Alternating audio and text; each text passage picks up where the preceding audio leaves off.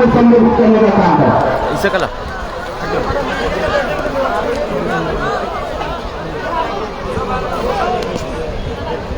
इधर जो नेता लोग कुर्सी पे बैठे हैं वो पत्रकार भाई वो कुर्सी दे दो। आप लोग कहाँ बैठे हो? कुर्सी दे दो इधर, थोड़ा 2-4 कुर्सी इधर बढ़ा दो।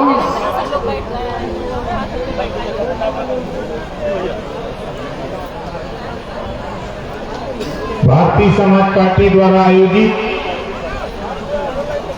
महिला जागरूकता महारैली कार्यक्रम की अध्यक्षता करते हुए सम्मानित अध्यक्ष महोदय, संचालक महोदय,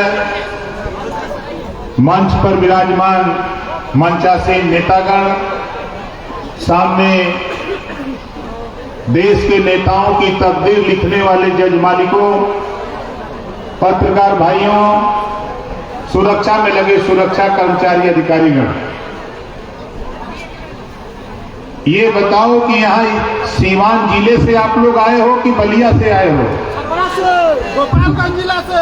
जितने लोग बिहार के हो जरा हाथ उठाओ। बिहार के लोग दोनों हाथ उठाओ। बिहार के जो लोग हैं, हमारे पत्रकार भाई लोग कहीं भ्रम में ना हो कि हो सकता है ये नेता यूपी से लेके चला आया हो।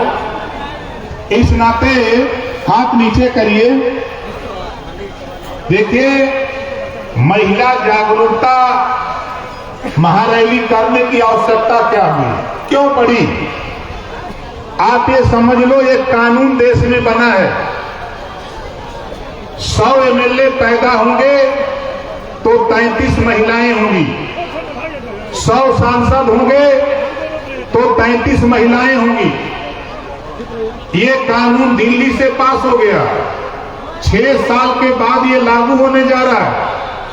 हम आपको इस नाते जगाने आए हैं कि अब तक जो आपने धोखा खाया, आगे आप धोखा न खाएं और आपके बीच से आपकी बहू जो पढ़ी लिखी है, आपकी बेटी जो पढ़ लिख रही है, उसको राजनीति में ले आओ, उसको भी मंच पे भाषण देना सिखाओ। कल तेरी बेटी, तेरी बहू एमएलए बनकर के जब पटना और दिल्ली में जाए तो जब खड़ा होकर बोले तो रानी लक्ष्मीबाई लगे कि एक रानी लक्ष्मीबाई खड़ी होकर के बोल रही है सदन के अंदर। ये चीज चाहते हैं हम, इस नाते हम आपको जगा रहे। 50% रिजर्वेशन महिलाओं को, हम देश में 50% रिजर्वेशन महिलाओं को चाहते हैं कि 100 दरोगा बने तो 50 हमारी माताएं बने। जो हमारी बेटियां पढ़ लिख रही हैं वो आगे हमें उनको नौकरियों में हिस्सेदारी दिलाना। वो दरोगा बनकर के, एसपी बन के, डीएम बन के, कमिश्नर बन, जब वो अपने गांव में गाड़ी से आएंगी तब आपके मनोबल को ऊंचा करने का काम करेंगे।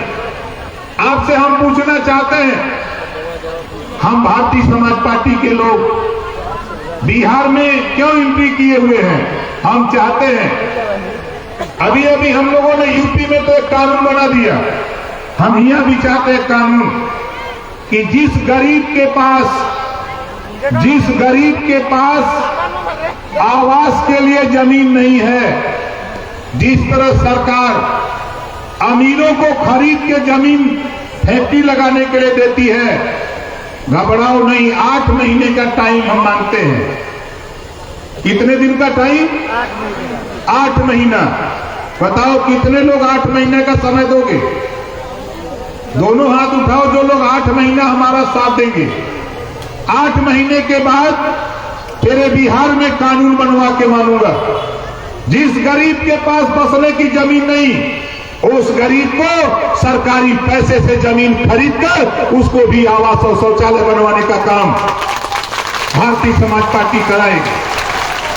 बताओ ये कानून बिहार में बनना चाहिए कि नहीं बनना चाहिए?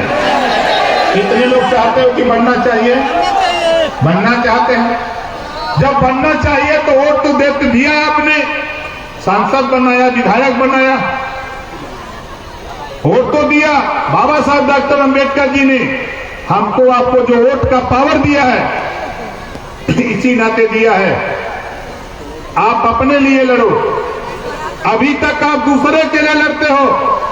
इसी नाते हम आपसे कहना चाहते हैं कि आप अपनी बिगड़ी बनाना चाहते हो, अपने बच्चे का भविष्य सुधारना चाहते हो, अपने खुशहाली लाना चाहते हो परिवार में, तो भारतीय समाज पार्टी के साथ ज्यादा नहीं 8 महीने का टाइम दो नौजवानों। 8 महीने के अंदर बिहार में उथल पुथल मचा करके रख दूंगा और तुझे अधिकार के लिए मजबूर कर दूंगा सरकारों को। बताओ, साथ देने के लिए तैयार हो? तैयार हो ना? और दूसरा काम हम क्या चाहते हैं? देखो, बिहार लोग कहते हैं कि जाते हैं हम जब बॉम्बे, हम जाते हैं पंजाब, हम जाते हैं दिल्ली, हम जाते हैं गुजरात, तो देश के अमीरों का किस्मत लिखते हैं बिहार और यूपी के लोग। सबसे ज्यादा मजदूर यूपी और बिहार से पूरे देश में काम करते हैं। और आज हम इसी बात के लिए घूम रहे हैं। इस देश में एक कानून बना है, 1 नेशन 1 राशन कार्ड। एक देश एक राशन कार्ड का कानून बना। एक देश एक चुनाव का कानून बनने की तैयारी में है। तो भारतीय समाज पार्टी चाहती है 1 नेशन 1 एजुकेशन, एक देश एक समान शिक्षा। जो अमीर के बेटा को पढ़ाई है वही पढ़ाई गरीब के बेटा को होनी चाहिए। यह कानून देश में बनना चाहिए। बोलो, बनना चाहिए कि नहीं बनना चाहिए? स्वर्गीय अटल बिहारी वाजपेयी जी ने कहा था, गरीबों को अगर फ्री देना है तो शिक्षा और स्वास्थ्य फ्री दे दो। इसी नाते हम घूम रहे हैं। आप बताओ, यहां आए हुए लोगों, सीवान में अमीर ज्यादा है कि गरीब ज्यादा है? जोर से बोलो। गरीब ज्यादा है। अमीर परेशान है कि गरीब परेशान है? अमीर को ताकत कौन देता है? जोर से बोलो। अमीर को ताकत गरीब देता है। और तेरी ताकत से अमीर सताता किसको है? गरीब को। तो सताने के लिए वोट क्यों देते हो? नहीं देंगे। देखो, हमारा कहने का मकसद ये है कि आप घबराओ नहीं। देश की राजनीति में हम यहां आए हैं तो हमारे देश के प्रधानमंत्री जी को भी खबर है, देश के गृह मंत्री जी को खबर है, हमारे सूबे उत्तर प्रदेश के मुख्यमंत्री जी को खबर है, और आपके बिहार नीतीश जी को भी खबर है कि ये राज्य भर बिहार यूपी से चल के बिहार में आकर के हलचल पैदा किया हुआ। क्यों हलचल है? मकसद एक है, ये देश में हमने है ही तो हमनों के हिस्सा मिले के हिस्सा चाहिए कि नहीं चाहिए? चाहिए। ये सीवान हो, गोपालगंज हो, चाहे छपरा हो, चाहे पश्चिमी चंपारण, पूर्वी चंपारण हो, ये इलाके तो छोड़ दो साथी। कटिहार चलो, पूर्णिया ले चलता हूं, अररिया ले चलता हूं, मधेपुरा, चाहे अरवल, औरंगाबाद, बिहार के किसी पूरे 38 जिले में आज तक बताओ कोई राजभर का बेटा एमएलए हुआ? जोर से बोलो। नहीं हुआ। क्यों? आप लोग डरते हो का? सीवान के लोग डरते हो? अच्छा, के ना डरेला, जरा हाथ उठावा। नहीं डरते हैं ना?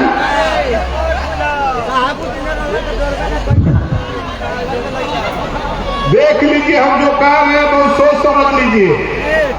अभी तो ये शुरुआत है। आज हम सीवान आए हैं आपके हुसैनगंज प्रखंड पर, ये बताने के लिए आए आपसे कि मुझे पता लगा कि यहाँ सीवान के लोग डरते बहुत हैं। सीवान के लोग डरते बहुत हैं। अभी हमारे भाई केदार राजभर जी इधर आइए, आप इधर आइए, जोरदार ताली बजा करके इनका स्वागत करिए। ताली में दम नहीं है, जोरदार ताली बजा के इनका स्वागत करिए। इनके यहां जब हमारा नेता गया, आपसे बातचीत हुई, अब सोचिए कि इनकी उम्र 65 के ऊपर होगी, 65 के ऊपर इनकी उम्र है। इनमें वो जोश, वो जज्बा, वो जुनून है जो भगत सिंह के पास था। वो जज्बा जुनून जो भगत सिंह के पास था, वो जज्बा जुनून केदार जी के पास है। और नौजवानों, केदार जी से सीखो, उठाओ झंडा और निकलो मैदान में। अपना सारा काम करते हुए पार्टी के लिए 8 महीने का टाइम दे दो। एमएलए राजभर का बेटा हम तेरे इलाके से पहुंचा दूंगा पटना में, हम पटना पहुंचाएंगे, मजबूर कर दूंगा सारी सरकार को। आप बताओ, अच्छा हमको फेसबुक या सोशल मीडिया पे तो सुने हो ना? कितने लोग सुने हो? जरा नौजवान हाथ उठाओ, सुने हो ना? तो देखो, थोड़ी सी ताकत और लगाओ, हम आपको दिखाऊंगा, हम आपको बताऊंगा कि हम बिहार। अभी मैं गया था अरवल में क्यों जाता गया? लोगों ने कहा वो नक्सलाइट बेल्ट है, वहां नक्सलाइट ज्यादा रहते हैं। जब मैं वहां गया तो 50,000 की भीड़ थी। सोशल मीडिया, गूगल बाबा से पूछ लेना, आपको फोटो मिल जाएगी। हम लोग गए नवादा गए, वहां भी 50,000 लोग जुटे थे। लेकिन आज हम लोग सीवान में हैं और सीवान में संख्या आज कम है। इस नाते कम है कि कुछ लोग डर रहे हैं। मुझे पता है कि यहां कुछ लोग डर रहे हैं। ये समझ लो कि अगर डर रहे हो तो शोले फिल्म कितने लोग देखे हो? शोले फिल्म देखे हो ना? जो डर गया हो। आप देखो, एक नौजवान यूपी से आकर के आपके बिहार में बिना निडर होकर लड़ रहा है और कह रहा है कि ये देश में हमने हई तो हमनों के हिस्सा मिले के चाहिए। ना हिस्सा मिली तब का हुई? जोर से बोला, और जोर से।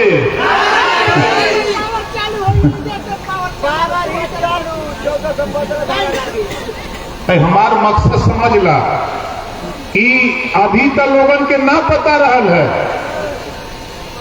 हम जब लालू जी से मिले, नीतीश जी से मिले, बिहार के कई नेताओं से मिलते रहते हैं। हम जब पूछते हैं तो लोग कहते हैं कि कहां राजभर रहता है। सर्वे हुआ, सर्वे में तेरी गिनती नहीं। हमने मन बनाया कि गिनती कराऊंगा, हमने मन बनाया कि गिनती कराऊंगा। और आज सीवान में कितने राजभर आए हो? सीवान, छपरा और गोपालगंज से जरा हाथ उठाओ जो राजभर के लोग आए हो। दोनों हाथ उठाओ जो लोग आए हो। ये हाथ उठाए हो तो दिल्ली दिखाई दे रहा है। दिल्ली में लोगों को हड़कंप है कि कहां से पकड़ ले आया। बहुत से लोग सोचते होंगे कि यूपी से आते हैं लोग। एक हमारे पत्रकार साथी पटना में हमसे कहें कि ये बिहार आप रैली कर रहे हैं लेकिन सब लोग यूपी से हैं। हमने मंच के अलावा एक भी वोटर आप पूरे भीड़ से यूपी का निकाल दोगे तो बिहार आना बंद कर दूंगा। मैंने पटना में कहा था, गांधी मैदान पटना में, नहीं आऊंगा। और धन्यवाद देता हूं उस नौजवान पत्रकार को। सैकड़ों लोगों से जगह जगह घूम करके पूछा, वीडियो बनाया और सारे वीडियो, 100 से ज्यादा वीडियो हमारे व्हाट्सएप किया, हमको भेजा।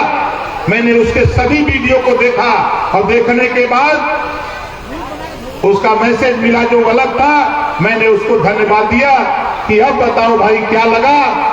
कहा, नेताजी बहुत नेता देखा, लोग भीड़ लेके आते हैं, लेकिन आप नेता लेके आए और नेता लेकर आप आए और आपने बिहार के उन गरीबों को जिनको लोग गुलाम बना करके रखे हैं उसको जगा करके आपने एक इतिहास रचा है। वो हमारा पत्रकार भाई एबीपी का संवाददाता था।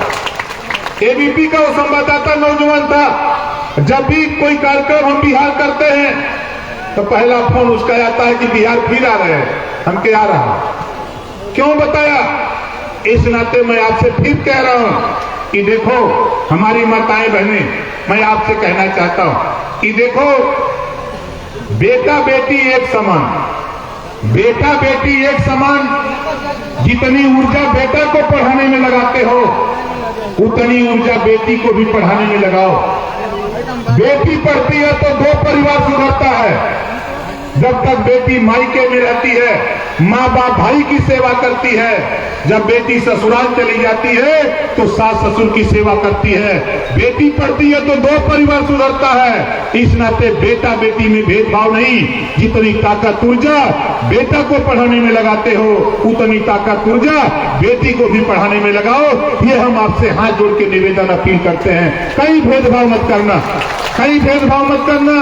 आने वाले दिनों में ये नोट कर लेना, आने वाले दिनों में 50% रिजर्वेशन हम आपको दिला के मानेंगे, हम आपको दिला के मानेंगे। और आपसे कह रहा हूं कि आपके यहां 400 पेंशन देते हैं ना लोग, 400 देते हैं। 8 महीना इंतजार करो, 8 महीना मजबूर कर दूंगा सरकारों को, चाहे वो देश की कहीं की सरकार हो।